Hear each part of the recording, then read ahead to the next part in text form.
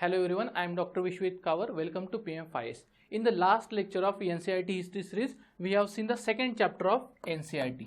Second chapter of class 8 NCERT, from trade to territory. In the last lecture, we have already seen how English East India Company came to India as a trader and finally established their political power.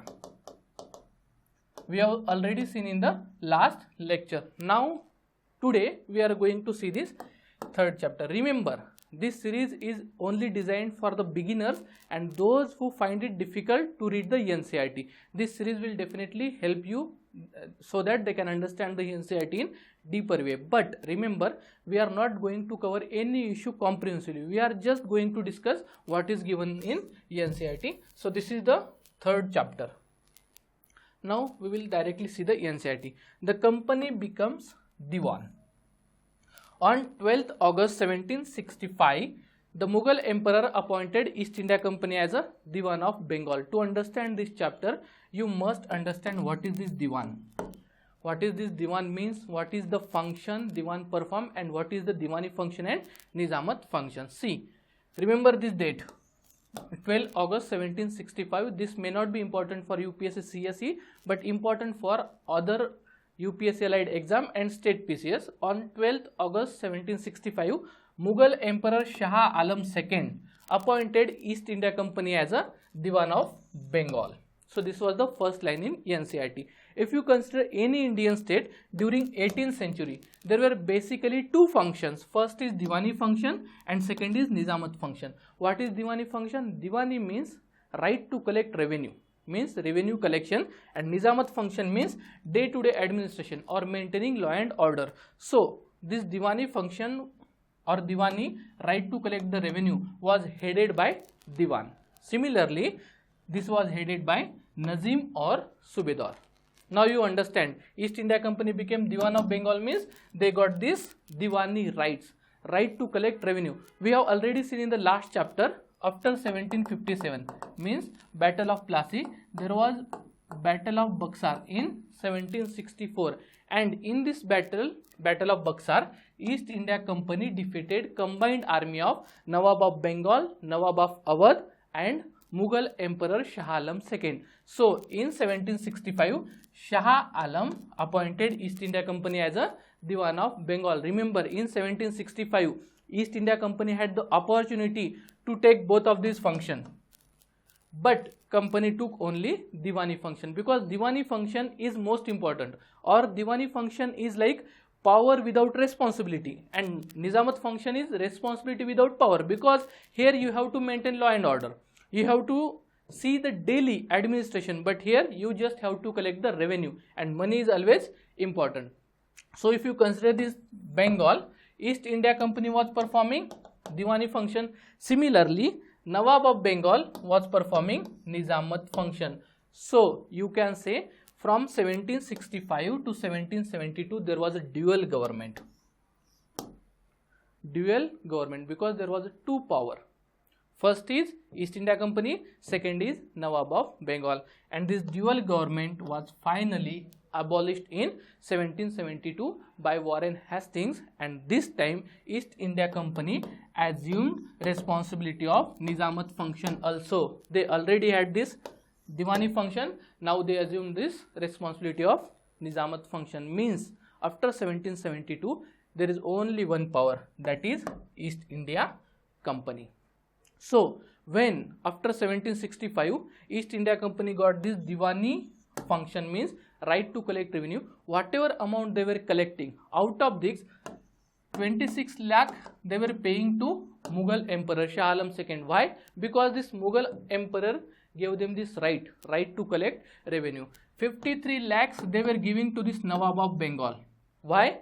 To do this nizamat function or day-to-day administration, and remaining amount company was utilizing for, first is company's administration and second is purchasing goods.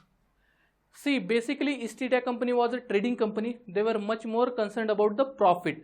Earlier they were purchasing these Indian goods by importing gold and silver from Britain, but now they were purchasing using this amount, means whatever amount they are collecting from this Diwani right, now they are using that to purchase Indian goods, and those goods were selling in the European market, and this was the profit of East India Company. So if you consider this timeline from 1700 to 1757, means before the Battle of Plassey, they were importing gold and silver and exporting Indian goods, because once they import this gold and silver, they were able to purchase Indian goods, then they export these Indian goods to the European market, they sold all these Indian goods in the European market and got profit. But remember, after 1757, they got some power in Bengal. Why? Because after Battle of Plassey, they placed their puppet ruler as a ruler of Bengal. So this puppet ruler gave them more concession, trade concession, as well as some duty-free trade, and along with that they also gave some gifts and present. So using that, East India Company was able to purchase some of the Indian goods. That's why import of gold and silver got decreased after Battle of Plassey. But after 1765, now they got this Diwani rights, means right to collect revenue.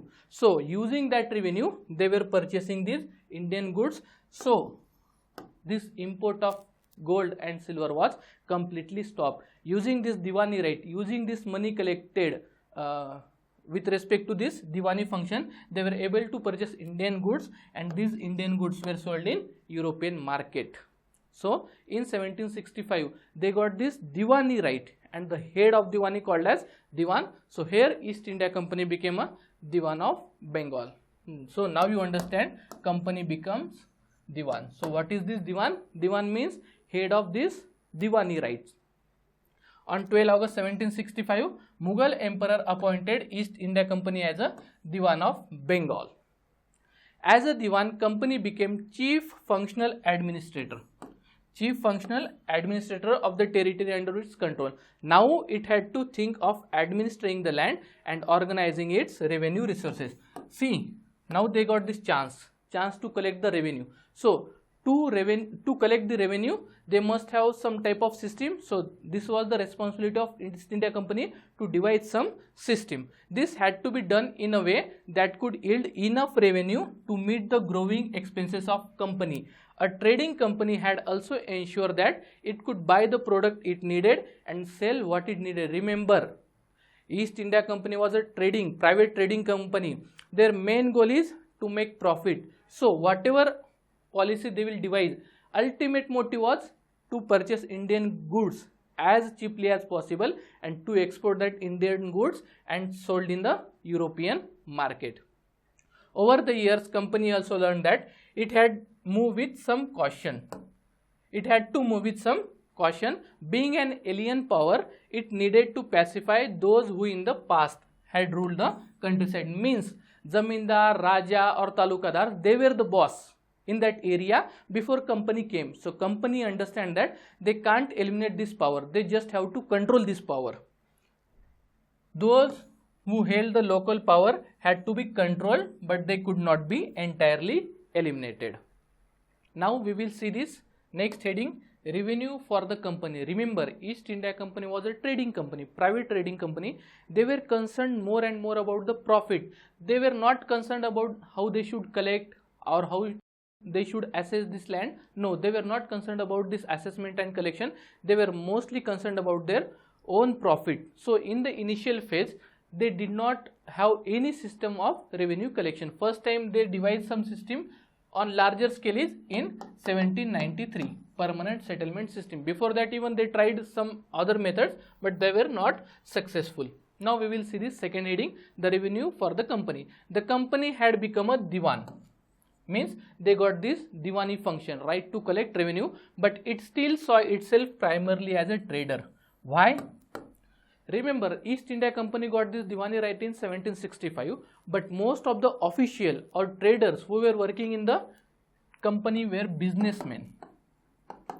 So they were mostly concerned about their own profit throughout this journey, not on some system to assess and collect the revenue. It wanted a larger revenue income, but was unwilling to set up any regular system of assessment and collection. So they were not concerned about this devising some system so that they can assess and collect the revenue. Instead of that, they were focusing on more and more profit. The effort was to increase the revenue as much as it could buy fine cotton and silk cloth as cheaply as possible. So their main motive was to purchase Indian goods as cheaply as possible, to export that in European market and sold there at higher cost to get the higher profit. Within 5 years, the value of goods bought by the company in Bengal doubled, because now got this Diwani rate. Now they had more and more money. Before 1865, correct it is a 1765.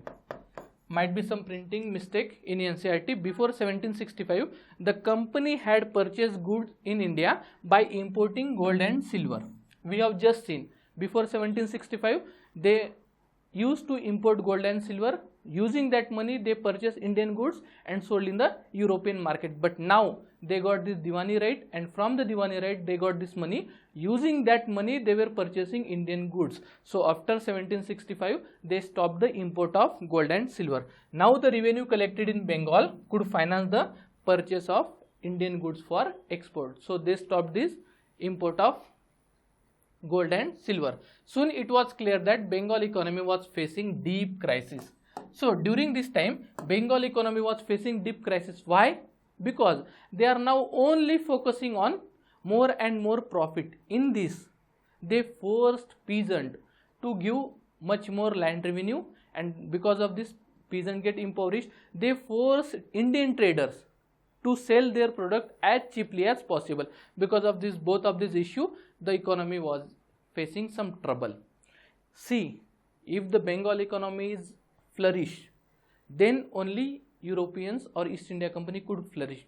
Why? Because East India Company now became dependent on this Bengal or these peasants and traders. Why? Because if these peasants produce more and more Indian goods, then only they can purchase Indian goods and sell in the European market. Similarly, if peasants are growing more and more crop, then they can give the East India Company more revenue. So flourishing of this Bengal economy was necessary for them. But during this time, in 1770s, this economy of Bengal was facing deep crisis. Now British think that if they had to survive, they had to improve agriculture. Means they need to improve agriculture, means they need to increase the output from agriculture. To increase the output for agriculture, they need investment in the agriculture.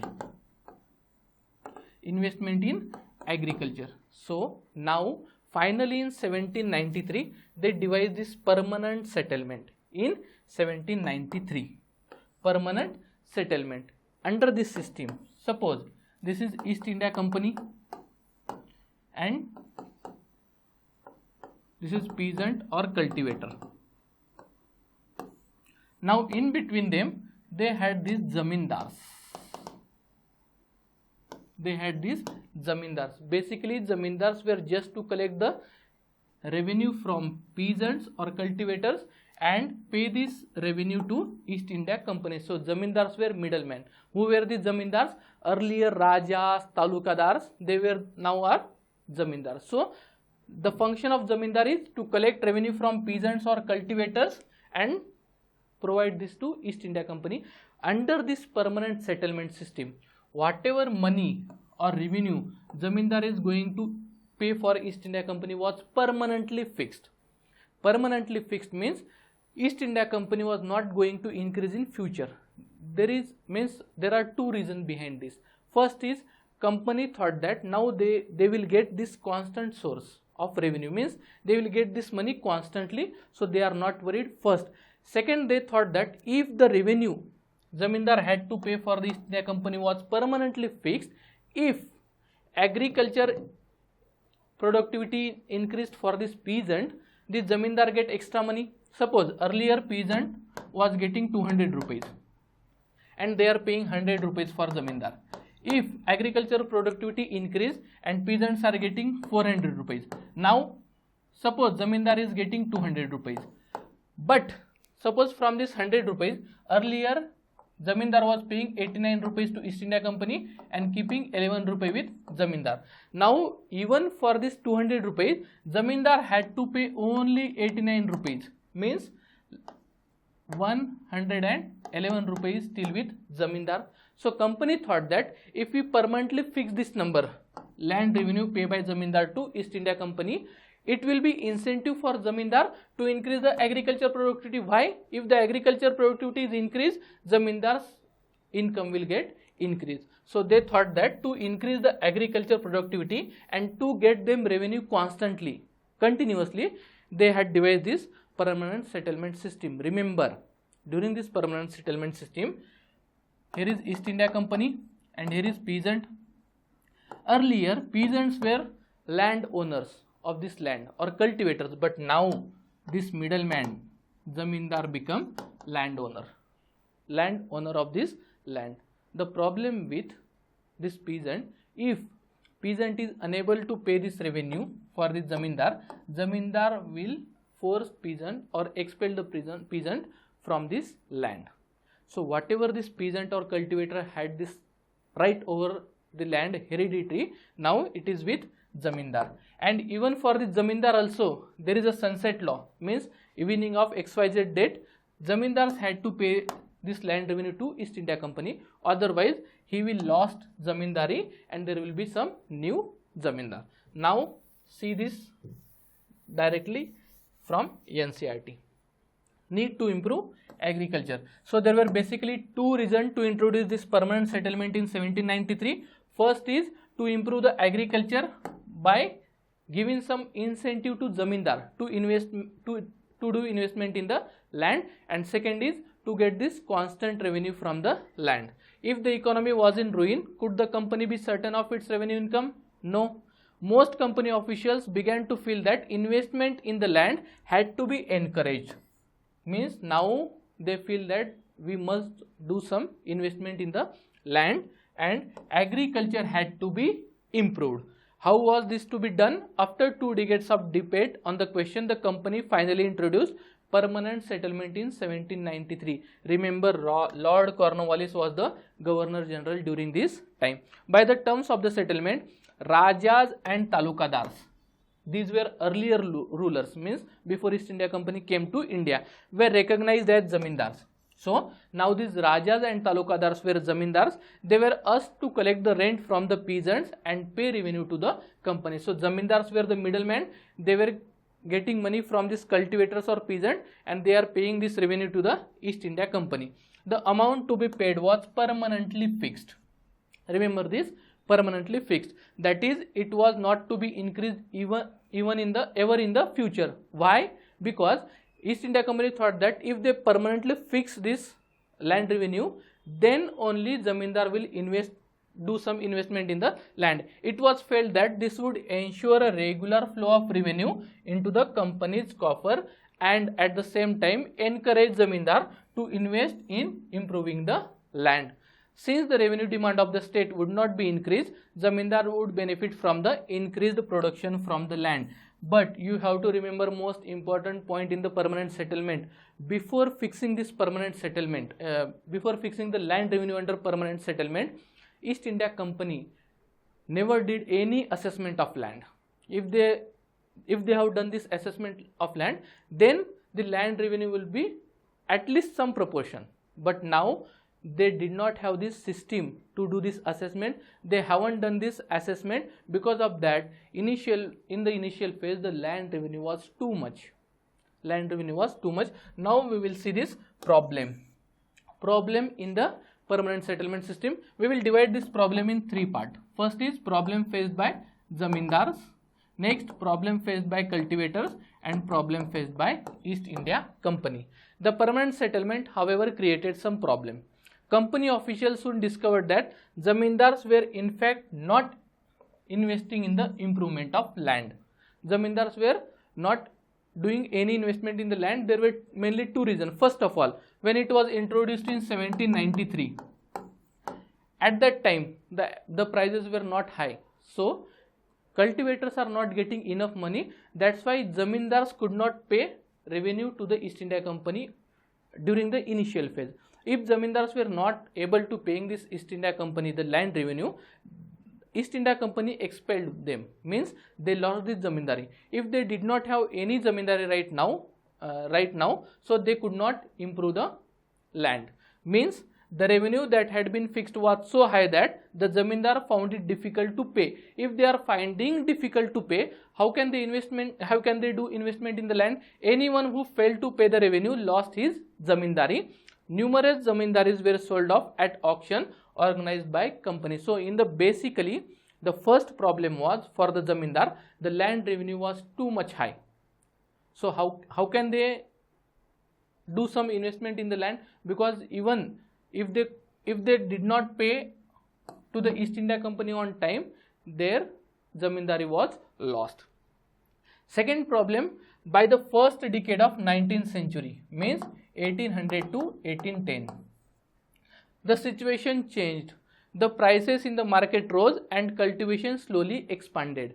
Means now the zamindars were getting more money during the first decade of 19th century. This meant an increase in the income of zamindars but no gain for the company, since it could not increase the revenue demand that had been permanently fixed. Means during this first decade the income of zamindar increased but not the company. But this was common in the permanent settlement system.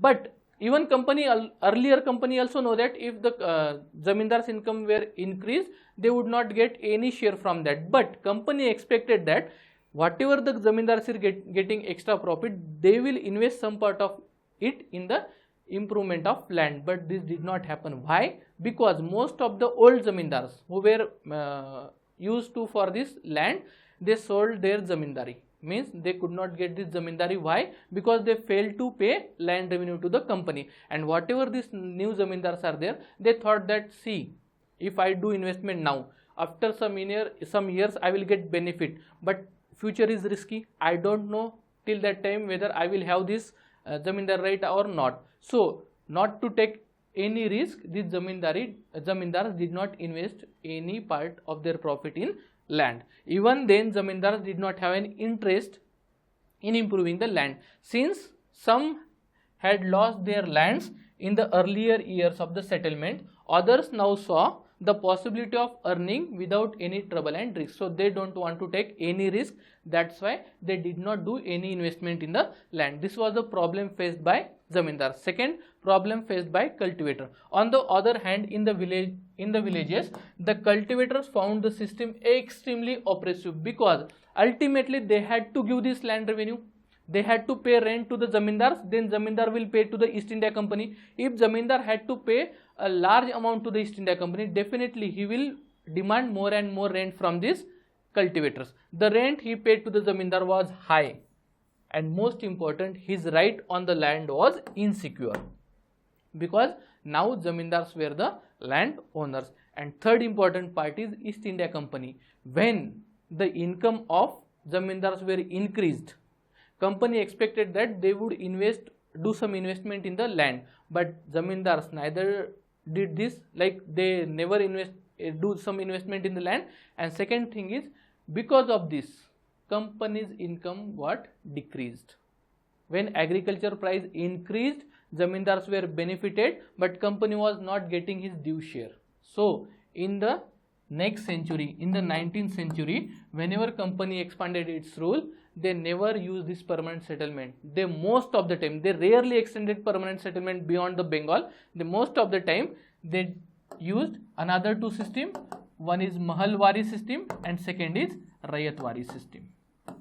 So now we are going to see the next system. A new system is devised. Why? Because under the permanent settlement, the revenue paid by the zamindar to East India Company was permanently fixed, and because of this, company was not getting any additional share in the profit of zamindar. By the early 19th century, many of the company officials were convinced that the system of revenue had to be changed again.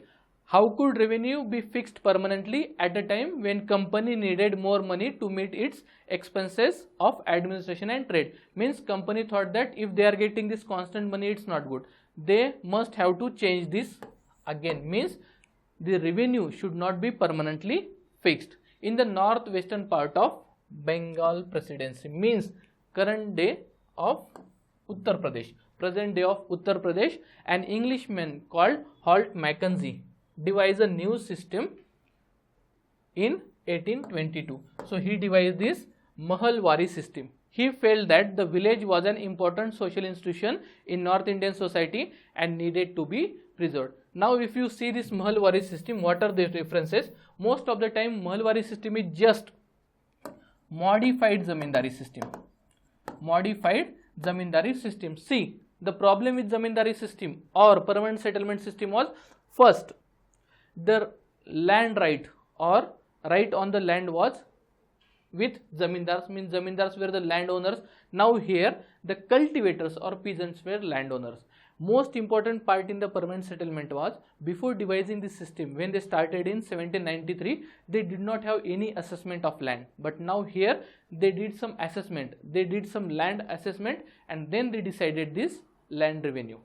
So land revenue was decided only after the assessment. In permanent settlement system there were zamindars, in between cultivators and East India Company. Now here between East India Company and cultivators there was village headman.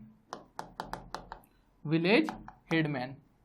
In permanent settlement system there was zamindar. Now here there was village headman. In permanent settlement, before starting this permanent settlement system, there was no assessment. Here they did some assessment of land. Then they devised this system.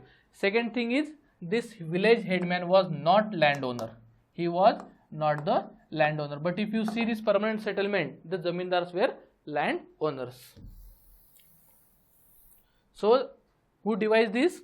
Holt Mackenzie in 1822. Under his direction, the collectors went from village to village, inspecting the land, measuring the field, and recording the customs and right of different groups. Means they did some assessment under this Mahalwari system. The estimated revenue of each plot within a village was added up to calculate the revenue that each village had to pay. Means here there is East India Company, then there is cultivators, there are many cultivators, and in between there is village headman.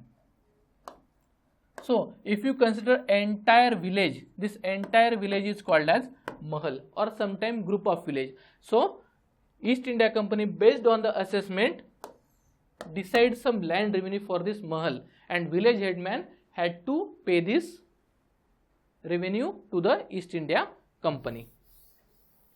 And this demand was not permanently fixed. The demand was permanently fixed in permanent settlement system. Here the demand was not permanently fixed. This demand was to be revised periodically and not permanently fixed, because this is the main reason they stopped this permanent settlement and started this Mahalwari system. The charge of collecting the revenue and paying it to the company was given to village headman rather than zamindar, because in the permanent settlement system this right was given to zamindar, who was also recognized as a landowner. This system came to be known as Mahalwari system. So remember, first of all, in the permanent settlement there was no assessment. Here there is assessment. The middleman there was zamindar. Here the middleman is village headman. There the owner was zamindar. Here landowners were cultivators. Next system, Munro system or Ryotwari system. Thomas Munro was governor of Madras. He became governor of Madras in 1820. During this time, this system was used in larger area. That's why we call this as a Munro system. So in the British territory in the south, there was a similar move away from the idea of permanent settlement, because I have already told you, in the 19th century British rarely extended this permanent settlement system. They move away from the permanent settlement system, and in the Madras they use this Munro system or Ryotwari system. Here if you see this East India Company, then cultivators, there was no middleman. There was no middleman means officials of the East India Company will collect revenue directly from the cultivators, and these cultivators were landowners. Similarly here, like in Mahalwari system, here the land revenue was not permanently fixed. So here there is some flexibility for deciding the land revenue. there is some flexibility means in the future it is going to increase the income of East India Company. As there is no zamindar or village headman, these cultivators, we called it as a Ryat, they were the owner of the land. The new system that was devised came to be known as Ryotwari System. It was tried on small scale by Alexander Reed. Remember, it was tried on the small scale by Alexander Reed, but over a large part of Madras, it was implemented by Thomas Munro. Subsequently developed by Thomas Munro. So these are the different types of system devised by Britishers or East India Company to collect the revenue. We have seen this permanent settlement system, second is Mahalwari system, and third is this Ryotwari or Munro system. So if you see this land revenue collection, systems of land revenue collection, permanent settlement was mostly in Bengal presidency. It was rarely extended beyond this Bengal, and it was also present in this northern part of Madras presidency. Then second is Mahalwari, present day Uttar Pradesh, means northwestern part of Bengal presidency, and this is Ryotwari, means this Madras and Deccan region. So if you see, these are the features of permanent settlement, Ryotwari and Mahalwari. Permanent settlement was introduced in 1793. Who introduced this? Lord Cornwallis. In 1820, Ryotwari system tried on small scale by Alexander Reed, on larger scale by Thomas Munro. Mahalwari system 1822 by Holt Mackenzie. If you see, land revenue was permanently fixed in permanent settlement, not in Ryotwari or Mahalwari. If you see revenue collector, who is going to collect the revenue? Here zamindars, here village headman, here directly responsible who? Ryat. Next, owner of the land. Only in this permanent settlement system, zamindars were recognized as the land owner, not in Ryotwari system as well as Mahalwari system. Land revenue, whether it was assessed, land was assessed or not before deciding this land revenue, no, in permanent settlement there was no assessment of land. Land was not surveyed, but surveyed in Ryotwari and Mahalwari system. So this is about this different system of land revenue collection. We have seen this permanent settlement, Ryotwari and Mahalwari. Whatever is remaining from this third chapter, we are going to see in the next lecture. So we have started this NCERT history batch to help you to understand only NCERT. Means I am not going for too much depth for any concept, because I have started this series only to help you read and understand NCERT in better way. In the next lecture, I will take the second part of chapter 3. Until then, goodbye.